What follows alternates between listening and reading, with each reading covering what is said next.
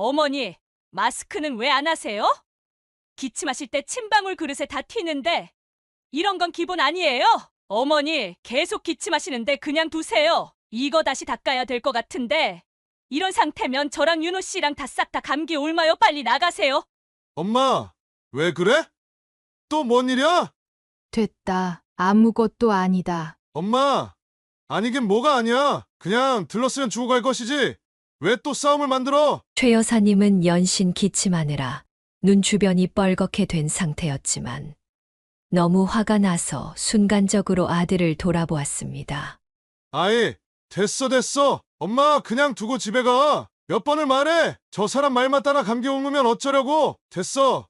그냥 반찬 두고 갈 것이지. 뭘 하겠다고. 어머니, 오늘은 그냥 가세요. 절 쉬어야 돼요. 저 아프면 아기까지 큰일 난다고요.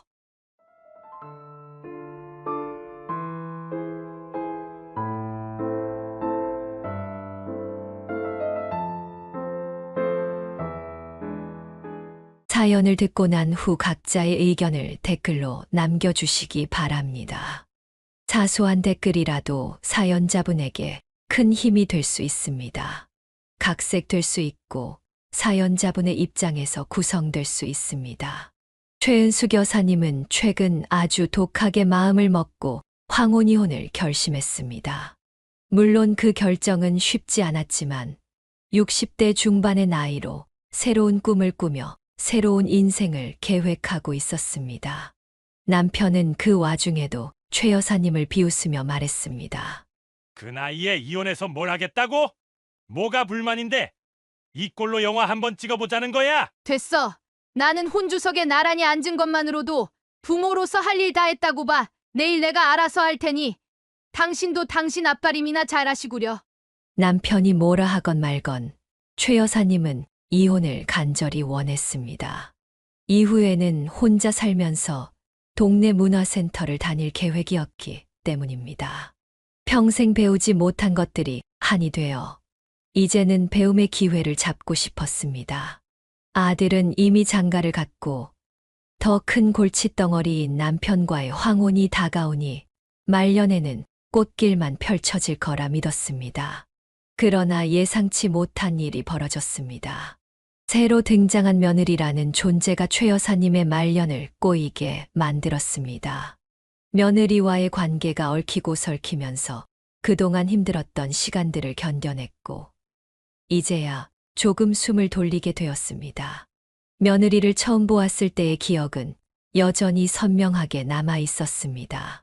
순박하고 단아한 모습에 마음을 뺏겼던 순간이 아직도 등골이 서늘하게 스쳐 지나갔습니다. 당시 며느리는 아들보다 2살이나 연상이었고 그 점이 최 여사님을 약간 불안하게 만들었습니다. 나이가 많으면 아들이 끌려다니지 않을까 염려했던 것입니다. 최 여사님은 마음속으로 생각했습니다. 우리 윤호가 영철이 없으니 누나가 든든하게 끌어주면 좋겠지. 하지만 이 녀석 어디가 좋다고 결혼을 결심한 거지. 며느리는 첫인상과 다르게 제법 인기가 있었던 아들을 쫓아다녔고 최 여사님도 그 인연이 마음에 들었습니다. 그러나 아들이 왜 그렇게 결혼을 서둘렀는지 이해할 수 없었습니다. 나중에 아들로부터 이야기를 들었을 때 최 여사님은 더욱 혼란스러웠습니다. 아들은 며느리가 자신의 주변 여자들을 질투해 결혼을 서둘렀다고 털어놓았습니다. 며느리도 자신의 입장에서 설명했습니다. 어머니, 윤호 씨 주변에 꼬이는 여자들이 너무 많아서 스트레스가 많아요. 특히 지금 다니는 회사가 더 심각하거든요. 그래서 빨리 유부남으로 만들어버리려고 했어요. 며느리가 고맙긴 했지만 그 당시 최 여사님은 아들을 그렇게 갑작스레 장가보낼 형편이 아니었습니다. 아들이 회사까지 옮기길 바랐던 며느리의 요청도 당황스러웠습니다. 아들은 결국 처가의 회사에서 일하게 되었고 며느리는 최 여사님에게 소식을 전했습니다. 어머니, 윤호 씨가 어제부터 저희 아빠 회사에서 같이 일하게 됐어요. 아마 이 사람 잘 적응할 것 같으니까 너무 걱정하지 마세요. 최 여사님은 며느리의 말에 고맙다고 대답했습니다. 그래. 윤호가 새로운 곳에서 일한다고 하니 걱정이 많더라. 네가 잘 알려주면 너무 고맙겠다. 며느리는 항상 예쁜 말을 하며 최 여사님의 마음을 편하게 해주었고 아들 녀석도 평소보다 자주 연락을 해왔습니다. 그래서 최 여사님은 황혼이혼을 결심했을 때에도 며느리의 따뜻한 위로에 큰 힘을 얻었습니다. 어머니, 힘든 결정을 하셨네요. 그래도 윤호 씨 말 들어보니 어머니가 엄청 참으셨다면서요. 저희가 한번 식사 대접할게요. 며느리의 말에 최 여사님은 답했습니다. 니네까지 신경 쓸 일이 아닌데 내가 너무 고맙고 미안하구나. 나는 잘 지내니까 걱정 안 해도 돼. 이렇게 말했지만 사실 최 여사님은 며느리의 말에 든든하고 고마운 마음이 들었습니다. 그러나 얼마 지나지 않아 상황은 달라졌습니다. 아들이 처가에서 일한 지 3개월쯤 지났을 때 며느리의 연락이 줄어들고 아들도 통화할 때마다 목소리가 좋지 않았습니다. 최 여사님은 궁금함을 참지 못하고 아들에게 물어봤습니다. 처가랑은 어때? 일 좀 할 만한 거야? 가족들끼리 하는 게 쉽지 않을 텐데. 나도 걱정돼서 물어보는 거야. 아들은 답했습니다. 그게 엄마 나도 이렇게 섣불리 그만두는 게 아니었어. 회사 나가서도 스트레스고 집에 와서도 와이프 눈치가 보여. 너, 네 와이프랑은 문제가 없었잖아. 그래도 자기네 식구들인데 좀 더 널 신경 써주지 않어? 에이, 그것도 초반이라 그렇지. 나도 좀 어리버리하고 일을 헤매거든. 초반에 대판 실수도 했고 그때 장인어른이 몇 번 넘어가 주긴 했는데 요즘 장인어른은 나랑 눈도 잘 안 마주쳐. 기분 맞춰드리기 진짜 힘들다니까. 최 여사님은 아들의 말을 듣고 탄식했습니다. 아이고, 여간 불편한 게 아니구나. 그러게, 힘들어도 기존 회사에서 버텨보지 그랬어. 아들은 무겁게 대답했습니다. 내가 그만두고 싶은 것도 있었지만 이 사람이 거의 반강요했단 말이야. 거기 여자 팀장을 죽도록 싫어했어. 밤에 전화 한 번 걸려온 것 같고 며느리는 온갖 이심을 다 했습니다. 먹고 살 길이야 자기네 집이랑 같이 일해도 되니까 그만두라고 할 땐 언제고 이제 와서 아들이 불평을 늘어놓는 상황이었습니다. 당시 아들은 웬만큼 큰 소리 칠 수 있는 환경이었던 것 같았습니다. 아들의 불평을 듣고 있던 최 여사님은 더 이상 참을 수 없었습니다. 이후부터 상황은 더 나빠졌습니다. 최 여사님이 나서서 그런 건지 아니면 언젠가는 드러날 일이었는지는 확신할 수 없었습니다. 어느 날 최 여사님은 며느리에게 중간에서 좀 보자고 하여 만났습니다. 너가 가운데서 우리 윤호랑 신경 쓰느라 고생이 많겠다. 이 녀석이 좀 빠릿빠릿하게 일하면 좋을 텐데 처가에 괜히 민폐 끼치는 건 아닌지 모르겠구나. 최 여사님은 이렇게 말하며 며느리가 어느 정도는 우회적으로 문제를 말해줄 줄 알았습니다. 서로 예의를 지켜가며 문제를 얘기하는 것이 당연하다고 생각했기 때문입니다. 그러나 며느리는 쌓인 것이 많았는지 참지 않고 이야기를 쏟아냈습니다. 계속 듣기 힘들 정도로 직설적으로 말했습니다. 어머니 말씀 잘하셨어요. 저 진짜 가운데서 얼마나 힘든데요. 이 사람이 그걸 좀 알아줘야 되는데 자꾸 불평만 해요. 그래, 이놈 좀 야단 맞아야겠네. 불평하면 안 되지. 어른들이 알려주시면 차분히 잘해야 될 텐데 말이야. 최 여사님은 이때 너무 아들 편을 든 것이 아닌가 싶었지만 며느리는 계속해서 아들 험담을 늘어놓았습니다. 자기가 그렇게 좋다고 쫓아다녀 결혼해놓고 자꾸 저희 아빠가 하는 업무를 이상하게 알아듣고 실수하는 거예요. 그래서 아빠가 화가 얼마나 많이 나셨는지 몰라요. 정말. 그래, 네가 얼마나 속상했겠니. 근데 윤호도 이직해서 처음 해보는 일인 것 같더라고. 그래서 어려운가 보다. 어머니, 지금 심각한 상황이에요. 저희 아빠가 이제 안 도와준다는 말까지 하고 계신 상황이에요. 돈 300, 400조 가면서는 못 쓰겠다고 하시더라고요. 일이 그렇게까지 됐구나. 최 여사님은 며느리의 말을 듣고 더 이상 뭐라고 해야 할지 몰랐습니다. 저희 지금 대출도 많고 돈 돌아갈 때도 천진데 그만두라고 말할 수도 없고 너무 머리 아파요. 그게 그렇게 윤호가 잘못 따라가면 차라리 그만두는 게 낫지 않겠어? 여러 사람 고생 안 하고 정리하는 게 나을 텐데. 그만두라고요? 그런다고 바로 취직이 되겠어요? 그 회사 관두고 우리 아빠가 불러들여서 바로 온 거지. 안 그랬으면 내내 놀았을걸요. 아무리 며느리 편을 들어주고 싶어도 최 여사님은 결국 팔이 안으로 굽는 것을 어쩔 수 없었습니다. 처음부터 시어머니와 며느리는 이런 장벽 때문에 친해질 수 없을 것이라는 것을 깨닫게 되었습니다. 그래. 그럼 니들이 알아서 하는 게 낫겠다. 내가 더 무슨 말을 할 수 있겠어. 잘 알겠다. 그럼 이만 끊을게. 이렇게 대화를 마쳤지만 사실 며느리도 시원치 않았을 것이고 최 여사님도 답답한 것은 마찬가지였습니다. 하지만 그날 이후로 며느리는 연락이 뜸해졌고 명절이 다가왔을 때도 전혀 소식이 없었습니다. 최 여사님은 구질구질하게 느껴지는 것을 알면서도 먼저 며느리에게 전화를 걸었습니다. 며느리의 반응은 예상외로 냉담했습니다. 네, 어머니. 저희 요즘 바빠서 정신 없어요. 명절이요? 아, 명절이 있었네. 그럼 그때 뭐 제가 뭘 하면 될까요? 아직 뭐 정해진 건 없어서. 니들 그날 언제 올 거니? 글쎄요. 저희 집도 일단 가야 되고 첫 명절이고 이 사람 안 그래도 저희 아빠한테 찍혀서 명절 때라도 잘 보여야 되거든요. 순간 최 여사님은 매우 불쾌해졌습니다. 예. 윤호가 너희 집에 속을 많이 썩이고 시원찮은가 본데. 그렇게 서로 눈치 보게 할 거면 그냥 그만두는 게 어떻겠어? 걔도 가운데서 얼마나 힘들겠어? 어머니는 본인 아들만 보이세요? 저희 아빠는 일익률도 안 오르고 계속 떨어지기만 하는 사위를 붙잡고 달마다 생활비급으로 월급을 주고 계신 거예요. 제가 당연히 감정이 안 좋을 수밖에 없잖아요. 며느리는 상당히 공격적으로 나왔고 최 여사님은 이 반응에 당황하여 말을 잇지 못했습니다.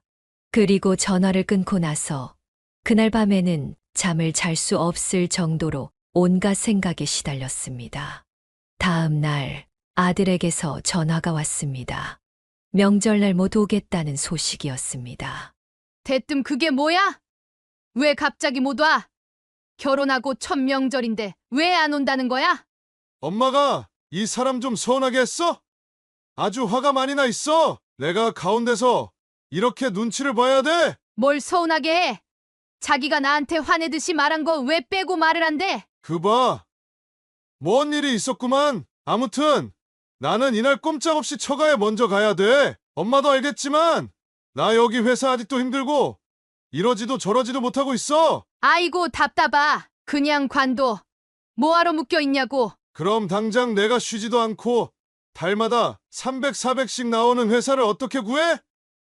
안 그래도 달마다 대출이며 이자 때문에 들들 볶는데. 아들은 완전히 며느라에게 휘둘리는 느낌이었고 심지어 최 여사님에게 부탁까지 했습니다. 엄마, 부탁인데 너무 일 들쑤시지 말아주라. 나 안 그래도 힘든 거 알지? 명절 때는 나 혼자서라도 갈 테니까 그냥 이 사람한테 괜히 연락하고 그러지 마. 엄마가 자기한테 뭐라고 했다고 아주 나한테 귀신처럼 들이받더라니까. 뭐? 그게 무슨 말이야? 들이받다니. 그럴 일이 뭐가 있어. 걔도 아주 웃긴 애네. 엄마, 그냥 입 다물고 긁어부스럼 만들지 말고 그만하자. 최 여사님은 너무 불쾌했습니다. 그렇다고 시름시름 알아눕는 것도 그녀 스타일이 아니었습니다. 몇 번 겪어보니 못해 먹겠어서 얼른 문화센터를 다니고 근처 아줌마들도 만나며 다른 생각을 하도록 노력했습니다. 이래서 나이 들어서도 할 일이 있고 돈이 있어야 하며 인간관계가 있어야 한다는 생각이 들었습니다. 그런 최 여사님의 마음과 달리 며느리는 결국 명절 당일에 오긴 했지만 무엇이 그렇게 불만인지 짜증을 내며 행동했습니다. 최 여사님은 누가 시어머니인지 모를 정도로 어색한 분위기 속에서 며느리를 맞이했습니다. 뭘 이렇게 많이 사왔냐? 고기랑 많이도 준비해 왔네. 니네 힘들 테니까 좀 쉬어라. 최 여사님은 며느리가 잔뜩 먹거리를 사들고 온 것을 나쁘지 않게 보며 관계를 개선해 보고자 이렇게 말했습니다. 그러나 며느리는 전혀 다른 반응을 보이며 대답했습니다. 어머니, 드릴 말씀이 있는데요. 들어주실 수 있나요? 갑자기 며느리가 콧소리를 내며 다가오자 최 여사님은 약간 거부감을 느꼈습니다. 저희 둘 다 친정 사무실 나가서 매달리느라 밥도 못 먹고 맨날 배달만 시켜 먹어요. 요즘 둘이서 위험을 달고 산다니까요? 그래서 말인데, 어머니, 저 배추된장국도 너무 맛있고, 어머니 반찬 먹고 싶어요. 난 또 뭐라고? 갈 때 반찬 좀 싸달란 말이냐? 그것도 좋고요. 그냥 어머니가 해주시는 반찬 있으면 저희 너무 밥 잘 먹을 것 같아서요. 시장에서 몇 번 사 먹어봤는데 죄다 조미료에 돈만 아깝고. 그래. 무슨 말인진 알겠다. 어차피 나 혼자 살며 반찬 만드는 거 양 많아서 늘 처치가 힘들어. 내가 가끔 할 때마다 갖다 줄 테니까 밥들 잘 챙겨 먹어라. 며느리는 실컷 최 여사님의 음식을 맛있다며 기를 살려주고 갔고 최 여사님은 대수롭지 않게 여겼습니다. 그래서 이후로도 종종 반찬을 해다가 주었습니다. 며느리는 처음에는 감사하다고 했지만 시간이 갈수록 며느리와 아들이 요구하는 것들이 점점 많아졌습니다. 어머니, 비밀번호 알려드릴 테니까 반찬 좀 집안으로 넣어주시면 안 될까요? 상할까봐 걱정돼서 그래요. 저번에 무나물인가 안 들어갔다가 다 쉬었거든요. 아이고, 정말이냐 그게? 그래, 알았다. 내가 집에 들어 넣어두마. 저기, 어머니 정말 죄송한데요. 진짜 시간 여유 되시면 부탁이 있어요. 그거 넣어주실 때 그냥 현관에 두지 마시고요. 3걸음만 더 걸어서 들어오시면 냉장고 있으니까 거기 넣어주시면 안 될까요? 정말 죄송해요. 결국 최 여사님은 반찬을 해오면 문을 열고 들어가서 냉장고 안에 넣어주게 되었습니다. 그러나 최 여사님도 스스로 생각해보니 무슨 일이 생기면 온전히 한쪽 잘못만은 아니라는 것을 깨달았습니다. 자신이 오지랖이 너무 넓었던 것 같았습니다. 들어와서 보니까 이게 뭐냐? 아니, 옷들이랑 뭐가 이렇게 엉망인지 냉장고가 어딨는지 찾지를 못할 뻔했어. 죄송해요, 어머님. 어쩔 수가 없어요. 그래서 집 치워주신 거예요? 발 디딜 데가 없더라. 청소 도구 어딨는지 확실치 않아서 그냥 손에 잡히는 대로 다 닦고 했어. 다음에는 뭐 밀대라도 사두고 해라. 냉장고 옆 코너 쪽에 청소기 있긴 있어요. 어머니, 밀대 걸레도 그 안에 있고요. 저희가 안 써서 그렇지. 뭐야? 어쩜 그러고 사냐? 먼지 구덩이가 아예 발에 채이더구만. 결국 최 여사님은 몇 번 더 들어갔는데 여전히 아들 집은 돼지 소굴 같았습니다. 볼 때마다 청소기를 빌고 걸레에 물을 적셔서 바닥을 박박 닦고 냉장고 문을 열자마자 뭐가 와르르 쏟아져 내리기에 음식물 쓰레기까지 싹 빼서 버렸습니다. 며느리는 그때마다 감탄에 감탄을 거듭했습니다. 어머니, 진짜 너무 감사해요. 진짜 어머니밖에 없다니까요.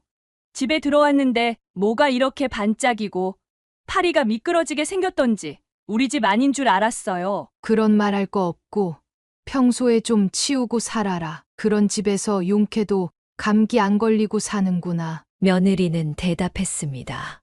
휴일에는 저희도 돌아가면서 치우려고요. 아무튼 어머니 너무 감사합니다. 온전히 일에만 집중할 수 있겠어요. 며느리가 이렇게 좋아하는 모습을 보니 최 여사님은 한편으로는 아들도 좀 편해졌겠다고 생각했습니다. 그래서인지 아들로부터 딱히 별 말도 없고 연락도 잘 오지 않았습니다. 최 여사님은 더 잘해주겠다는 생각에 종종 들러서 요리도 더 많이 해주고 집도 치워주며 이런 일들을 반복했습니다. 그러나 이 평화로운 상황은 그리 길게 가지 못했습니다. 큰 사건이 터졌기 때문입니다. 그 사건은 아들 입으로 직접 듣지 못했고 며느리로부터 듣고 너무 놀라버렸습니다. 어머니, 이 사람 일 그만둔 지 좀 됐어요. 한 달 정도 됐나? 저희 사촌 오빠랑 대판 싸우고 그걸로 저희 아빠한테 다시는 이쪽 일 안 한다고 일방적으로 나가버렸어요. 최 여사님은 깜짝 놀라며 물었습니다. 뭐야? 윤호 녀석은 그럼 지금 뭐 하는데? 집에 있는 거야? 내가 이틀 전에 너네 집 갔을 때도 아무도 없던데. 그 사람이야 어머니 왔다 갔다 하시는 거 아니까 나가 있었겠죠. 아마 어머님 보기도 면목 없을 거예요. 백수 아닌 척 돌아다니느라 정신이 없을 거예요. 최 여사님은 상황이 심각하다는 것을 느끼며 물었습니다. 어찌 된 건지 너희 친정아버지께서도 마음이 많이 상하셨겠구나. 상하다 말다요. 평생 안 보겠다고 하셨어요. 자기가 그간 일 뒤집어 놓은 건 생각도 안 하고 우리 사촌 오빠한테 한마디 들었다고 뻥 터져서 그만뒀어요. 일방적인 얘기였지만 아들의 상황이 너무 안 좋아 보였습니다. 며느리와 더 할 얘기가 없을 것 같아 전화를 끊고 최 여사님은 아들에게 직통으로 물었습니다. 상황은 생각보다 심각했습니다.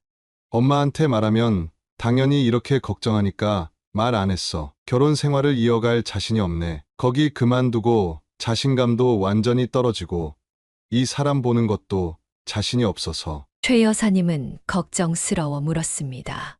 그렇다고 마냥 그러고 있으면 어떡해. 뭐든 해야지. 나 그래서 요즘 몰래 일 구하러 다니는 중이야. 엄마도 내색하지 말고 가만 냅둬. 어떻게 해야 될지 나도 모르겠어. 분위기를 보니 아들은 완전히 자기 와이프에게 기가 눌려 있는 것 같았습니다. 하지만 다행히 실제로 이혼할 생각은 전혀 없었습니다. 그러나 결과적으로 최 여사님까지도 눈치를 보게 된 것입니다. 반찬을 만들어 가져다 주러 갔을 때 며느리와 마주쳤습니다. 며느리가 최 여사님에게 할 얘기가 있다고 했습니다. 어머니, 거기 앉으시면 돼요. 네, 사실 윤호 씨 아직도 취업이 안 돼서 돌아다니고 있어요. 너무 답답한데 어떻게 해야 될까요? 니네 대출이랑 돈 낼 게 많다고 했지? 그럼 어떻게 하면 좋으려나? 저희 친정에서도 이제 꼴 보기 싫다고 하세요. 제가 이런 사정을 말했는데도 더는 못 봐주겠다고 하시더라고요. 와중에 윤호 씨가 한 달이 넘도록 저렇게 떠돌아다니고 있다니 너무 한심하시고요. 최 여사님은 한숨이 절로 나왔고 대놓고 제 아들을 헐뜯는 며느리 앞에 시원한 해결책도 없고 그녀 또한 며느리 앞에서 면목이 없었습니다. 착잡한 와중에 며느리는 깜짝 놀랄 이야기를 꺼냈습니다. 게다가 저 임신했단 말이에요. 최 여사님은 놀라며 물었습니다. 임신을 했다고? 사실 이게 얼마나 축하할 일인데 이런 우울한 이야기 중에 임신 소식을 들어야 했던 것이 당황스러웠습니다. 그래서 제대로 기뻐하지도 못하고 근심 걱정이 큰 걸림돌이 되었습니다. 아이가 있으니 더 생활이 확실해야 될 텐데 내가 어떻게든 해보마. 그러나 이 말에도 며느리는 전혀 달라지거나 기뻐하는 기색이 없었습니다. 애가 있으니까 당연히 신경 써 주셔야 돼요. 저는 얼마 전부터 친정 회사도 못 가고 진짜 윤호 씨가 버는 곳에만 얹혀가야 되는데 너무 속상해 죽겠어요. 이러니 당장 발등에 불이 떨어졌습니다. 안 되겠다 싶어 최 여사님은 급히 쓸 돈을 마련하기 위해 여기저기 열심히 돌아다녔습니다. 그리하여 아들 부부를 불러앉히고 말했습니다. 여기 2천만 원. 힘들게 대출 받은 거야. 아껴 쓰면 둘이서 그래도 월 200씩 10개월까지는 쓰지 않겠냐? 둘이서 잘들 관리하고 나도 녹록치 않아서 미안하다. 마음은 다 주고 싶지만 빌려주는 개념으로 줄 거야. 윤호, 너도 정신 똑바로 차리고 얼른 일 구해서 더는 네 와이프랑 얘기 힘들게 하지 말고 가장답게 살아가도록 해라. 아들은 고개를 숙이며 대답했습니다. 엄마, 알았어. 고마워. 얼른 취직하고 갚도록 노력할게. 정말 고마워. 며느리도 눈물을 흘리며 말했습니다. 드디어 이제 한숨 좀 놓네요. 정말 감사해요, 어머니. 더 친정에 기댈 수도 없고 정말 아기가 불쌍해서 혼났어요. 며느리가 울음을 터뜨리니 최 여사님도 많이 안쓰러웠습니다. 그 뒤로 아들은 나름의 구직 활동을 이어갔고 최 여사님은 둘이 이 순간을 잘 극복하길 바라게 되었습니다. 최 여사님도 꾸준히 애들을 챙겨주고 싶었지만 문화센터에서 악기를 배우고 싶고 다른 취미를 즐기고 싶어도 애들 반찬을 챙겨주느라 더 바빴습니다. 아들이 가장 역할을 제대로 하지 못하고 있는 모습을 보니 최 여사님은 그래도 아들은 자신이 낳은 자식이라 마음을 쓰고 돈도 썼던 것입니다. 그러나 시간이 지나면서 그런 마음도 점차 사라졌습니다. 며느리가 틱틱대며 말하는 건 어쨌든 남이니까 견딜 수 있었지만 아들까지 늘어진 모습을 보니 더 이상 참기 힘들었습니다. 결국 아들은 다시 회사에 들어갔고 예전만큼은 아니지만 생활에 여유가 생긴 듯 보였습니다. 며느리도 예전과는 달리 아들에게 잘해주는 모습을 보였습니다. 어느 날 최 여사님은 며느리네 집에서 설거지를 하고 있었습니다. 물기를 닦으며 주방을 정리하던 중 점점 몸이 추워지기 시작했습니다. 한동안 일을 하다 보니 손끝이 시리고 집안 공기가 차갑게 느껴졌습니다. 그래서 며느리에게 말했습니다. 예, 여기가 좀 추운 것 같은데 보일러 좀 켜줄 수 있겠니? 잠시 며느리가 하던 일을 멈추고 최 여사님을 바라보았습니다. 하지만 며느리의 대답은 예상 밖이었습니다.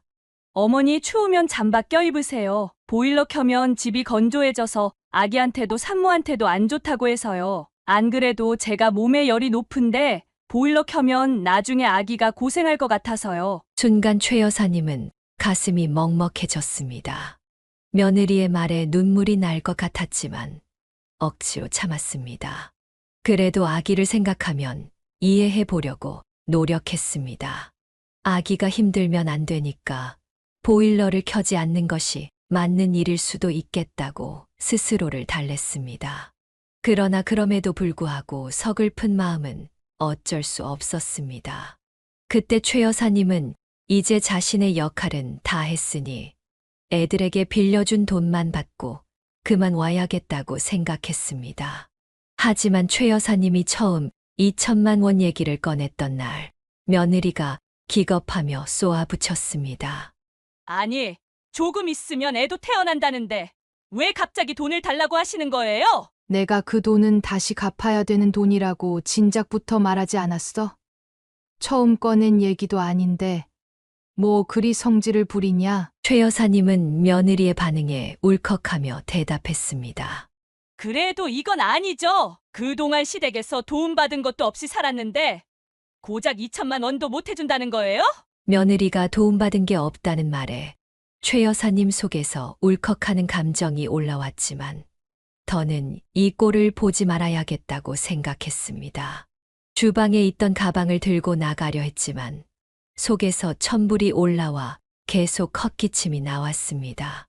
며느리는 물을 마시겠다며 정수기 근처로 와서 최 여사님이 기침하는 모습을 보더니 대놓고 짜증을 냈습니다. 어머니, 마스크는 왜 안 하세요? 기침하실 때 침방울 그릇에 다 튀는데 이런 건 기본 아니에요? 며느리는 계속해서 짜증을 내며 말했습니다. 근데 이거 참 또 일거리인데 말이에요. 어머니, 계속 기침하시는데 그냥 두세요. 이거 다시 닦아야 될 것 같은데 이런 상태면 저랑 윤호 씨랑 다 싹 다 감기 옮아요. 빨리 나가세요. 이 신랑이 중에 쇼파와 한 몸이 되어 있던 아들은 슬슬 기어 나왔습니다. 엄마, 왜 그래? 또 뭔 일이야? 최 여사님은 아무렇지 않은 척 대답했습니다. 됐다. 아무것도 아니다. 그러나 아들은 전날 술을 먹고 늦게 와서 피곤하다며 짜증을 내며 말했습니다. 엄마, 아니긴 뭐가 아니야. 그냥 들렀으면 주고 갈 것이지. 왜 또 싸움을 만들어? 최 여사님은 연신 기침하느라 눈 주변이 뻘겋게 된 상태였지만 너무 화가 나서 순간적으로 아들을 돌아보았습니다. 뭘 싸워? 내가 뭘 어쨌다고. 하지만 아들은 손사래를 치며 귀찮다는 듯이 대꾸했습니다. 아이, 됐어. 엄마, 그냥 두고 집에 가. 몇 번을 말해. 저 사람 말만 따라 감기 옮으면 어쩌려고. 됐어. 그냥 반찬 두고 갈 것이지. 뭘 하겠다고. 최 여사님의 어깨가 바들바들 떨렸고 며느리도 이 말에 동조했는지 물을 마시면서 최 여사님을 쓱 하고 쳐다보더니 어깨를 으쓱거렸습니다. 그 순간 최 여사님은 설명할 수 없는 허무함과 서러움이 폭발하는 것을 느꼈습니다. 바로 그때 며느리가 완전히 불을 붙였습니다. 어머니, 오늘은 그냥 가세요. 저희 쉬어야 돼요. 저 아프면 아기까지 큰일 난다고요. 그러면서 며느리는 최 여사님 옆에서 모기약인지 뭔지 스프레이를 뿌려댔고 최 여사님은 그 순간 화가 머리끝까지 치밀어 올랐습니다. 뭐라고? 순간적으로 휙 돌아본 최 여사님의 표정이 낯설었는지 며느리는 약간 놀라는 눈치였지만 아들은 그런 걸 보지 못하고 계속 감기 옮는다. 그만 가라는 소리만 했습니다. 최 여사님은 참을 수 없는 분노와 서러움이 겹쳐져 터져 나왔습니다. 진짜 사람 환장하게 하는 건 니들인지도 모르고 오냐 했더니 진짜 끝을 모르는구나. 됐어. 나도 이제 볼장 다 봤다. 니들과는 이제 안 볼 거야. 그러면서 최 여사님은 아직도 습기가 차 있는 손으로 곧장 전화를 걸었습니다. 여보세요? 당신. 그래요. 난데 저기 그 돈 있잖아요. 당신이 얼른 여기 와서 얘네들한테 받아가요. 내가 큰맘 먹고 당신한테 돈 빌려서 윤호랑 새애기 보태준 건데 얘네가 쓸모없나 봐. 나는 그냥 빠질 테니까 알아서 받아요들. 전화를 끊고 곧장 여기 주소를 문자로 타닥타닥 쳐서 보내고 있는데 아들이 재빨리 눈치채고 최 여사님의 팔을 붙잡았습니다. 엄마, 누구야? 설마 아버지한테 전화한 거야? 최 여사님은 냉정하게 대답했습니다. 그래. 네 아버지다. 그 돈 네 아버지한테 빌린 거야. 셋이서 알아서들 해라. 이 말에 옆에서 팔짱 끼고 물을 마시고 있던 며느리는 눈이 휘둥그레 커져서는 미간을 확 찌푸렸습니다. 잠깐만요, 어머니. 내가 잘못 들은 건가? 아버님이요? 아버님이랑 이혼하셨잖아요. 이게 무슨 말이에요? 최 여사님은 며느리의 말을 무시하고 차분히 설명했습니다. 그래. 내가 이혼할 만한 이유가 있어서 이혼한 사람이거든. 술주정부터 시작해서 여타 나쁜 짓들. 하여간 남자로서 그리고 아버지로서도 너무 힘든 사람이었지. 너도 결혼식 때 그 사람을 겪어봤으니 알 거야. 니들 지금부터 잘 들어. 니들이 앓는 소리에서 내가 돈 넣을 구멍이 없으니 이 사람한테 2천 빌렸다. 나도 일 다니며 같이 갚아줄 생각이었는데 안 되겠다. 이건 뭐 가족 같은 맛이 있어야지 뭘 할 게 아니냐. 아들은 당황하며 말했습니다. 엄마, 빌릴 데가 따로 있지. 무슨 아버지한테. 그럼 네가 별다른 방도가 있어? 니들 그 돈 당장 다 토해내서 돌려드리던지 아니면 혼자 살기 적적하다는 네 시아버지 모시고 살면서 달마다 돈 갚는 셈 치던지 알아서 해라. 아들은 더욱 당황하여 대답했습니다. 그 돈을 지금 어떻게 다. 안 돼요. 이미 얼마 썼는데. 뭘 얼마나 썼길래 그래? 2천만 원 준 지 2달도 안 됐어. 그걸 홀랑 다 썼다고? 아니, 그게 밀린 게 많아서요. 그리고 조리원도 일찍 예약해야 돼서. 최 여사님은 냉정하게 말을 끊으며 말했습니다. 나는 모르겠다. 좌우지간 갚을 능력 없으면 셋이서 합해 보고 모시고 살던지 달래보던지 날짜를 늘리던지 이들이 알아서 해. 나는 빠진다. 그러면서 설거지하던 그릇들과 반찬통을 그대로 둔 채 옷을 착착 입고 일어섰습니다. 돌려줄 필요도 없어. 당분간 우리 집엔 얼씬도 하지 마라. 니들 꼴도 보기 싫으니까. 아들이 다급하게 물었습니다. 엄마, 어디가? 그럼 지금 아버지가 여기로 오고 있다고? 머리가 그렇게 멍청하니 아직까지 제대로 밥벌이도 못하고 앉아있지. 내가 전화하는 거 옆에서 뭘로 들었어? 나는 이제 너 몰라. 나는 네 엄마 아니고 너도 내 며느리 모시기도 아니다. 생판 남한테 해줘도 이런 취급받을 일은 없다. 그렇게 말하고 현관으로 나서는 최 여사님을 며느리가 황급히 와서 붙잡았습니다. 어머니, 저희 진짜 돈 반 정도 썼어요. 당장은 못 드려요. 저희가 잘못했어요. 그러니까 아버님은 오시는 것 좀 취소해 주시면 안 돼요? 원래 여기 신혼집 모르셨잖아요. 저는 아버님이 여기 드나드는 거 싫단 말이에요. 최 여사님은 며느리의 손을 떨치며 더 말 섞기도 싫어 밖으로 나갔습니다. 솔직히 대충 그림이 그려지긴 했습니다. 최 여사님의 전 남편의 성격이며 성향이 이 상황에서 자랑스럽고 든든하게 느껴졌다는 사실이 이혼 후에야 더욱 뚜렷해졌습니다. 그런 못된 것들에게서 벗어나겠다고 결심한 이유를 새삼 실감한 것입니다. 최 여사님이 집을 떠나온 지 30분쯤 지나서 전 남편이 애들 집에 도착했고 아주 처참한 상황이 벌어졌습니다. 그날 저녁 아들이 바로 최 여사님에게 전화를 걸어 사정했습니다. 엄마 내가 잘못했어. 아버지, 진짜 완전 엉망진창이 따로 없더라니까. 여기 오는데 술 마시러 와서 내내 냄새 풍기고 와이프가 얼굴 찡그려도 듣지 않아. 당장 돈 달라고 하는데 당장 줄 수 있으면 우리가 그 돈을 왜 빌렸겠어? 최 여사님은 웃음이 터질 것 같아 대꾸했습니다. 이거 웃기네. 나 그냥 있었으면 멍청하게 돈도 못 받았겠어. 네 아빠쯤이나 되니까 그 갱판을 치고 긴장도 하게 만들지. 아들은 간절하게 말했습니다. 엄마, 장난하지 말고 저 사람도 임신 초기고 나도 지난주에 막 취업된 거야. 근데 이것도 확실하지 않다고 임신한 부부가 서로만 신경 써야지. 솔직히 우리 아버지 같은 사람을 어떻게 같이 모시고 있냐고. 최 여사님은 모른 척 전화를 끊어버렸고 곧이어 며느리로부터 전화가 걸려왔습니다. 솔직히 그 말만 듣지 않았어도 이렇게 쐐기를 박아버리진 않았을 것입니다. 어머니, 진짜 왜 그러세요? 기왕 저희 도와주신다고 하셨으니까 끝까지 좀 봐주세요. 손주 무탈하게 볼 생각 없으신 거예요? 최 여사님은 그 말에 완전히 뚜껑이 열려버렸습니다. 너 말 조심해라. 니들이 한 일은 네가 책임져. 네 새끼 낳는 거지 내 새끼 낳는 거야. 나랑은 두 번 다시 보지 말자. 그렇게 말하고 전화를 끊은 최 여사님은 이후 하루가 멀다 하고 걸려오는 전화를 받지 않았습니다. 사실 전 남편에게서도 몇 통의 전화가 왔지만 얼마간 외면하며 지냈습니다. 그동안 스트레스가 너무 많았고 머리를 식히고 싶었기 때문이었습니다.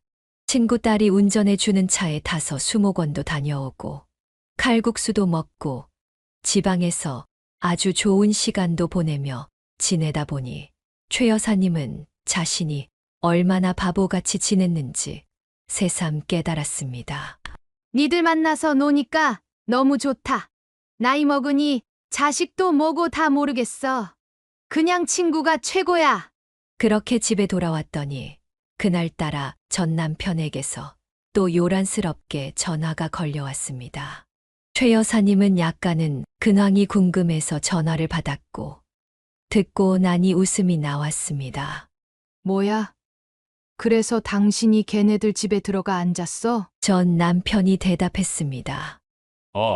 내가 돈 빌려주고 제때 받지도 못했는데 뭐 그럴 게 뭐가 있어. 가뜩이나 나도 코딱지만 한 집으로 쫓겨나 살면 답답했겠다. 아들 며느리 돈 빌려주고 시아버지 챙김도 받고 싶어서 들어갔어. 근데 새애기 아주 성격이 만만치 않대. 그래서 내가 눈물 콧물 싹 다 잡아 빼놨지. 최 여사님은 조언하듯 말했습니다. 그래도 임산부니까 너무 그렇게 쥐잡듯이 몰아붙이지 말어. 내가 당신 참고 살다가 곱게 황혼이혼 서류 내밀었지 않소? 요즘 애들은 시아버지가 그러면 안 참아. 돈 받을 때까지만 살살하던지. 전 남편은 고개를 끄덕이며 대답했습니다.